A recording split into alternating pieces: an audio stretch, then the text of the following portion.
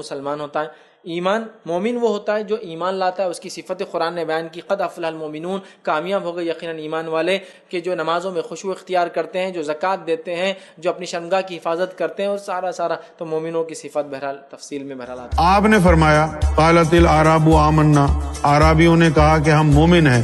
قل لم تؤمنوا، یا رسول اللہ کہہ دو تم مومن نہیں ہو، ولیکن قولوا اسلمنا، یہ کہو کہ مسلمان ہوئے ہو، ولما يدخل الایمان فی قلوبکم، ابھی تمہارے قلب میں نور داخل نہیں ہوا۔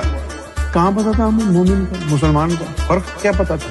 ہم تو یہ سمجھتے تھے کہ چلو بھائی کلمہ پڑھو، آمنت باللہ، کہ میں اللہ پر ایمان لایا، ملائکہ پر ایمان لایا، فرشتوں پر ایمان لایا، رسولوں پر ایمان لایا، آسمانی کتابوں پر ایمان لایا، بس میں ایمان لے آیا، میں مومن۔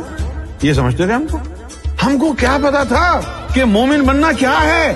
ہم تو اسی میں پریشان تھے، نماز پڑھ رہے ہیں، برائی میں لگے ہوئے ہیں، کیوں؟ کیا کمی ہے نماز میں؟ یہ حدیث یقیناً موجود ہوگی جو سرکار نے ہم کو بتائی، لا صلاۃ الا بحضور القلب، ہمیں پتہ ہی نہیں تھا، کسی مولوی نے بتایا ہی نہیں تھا۔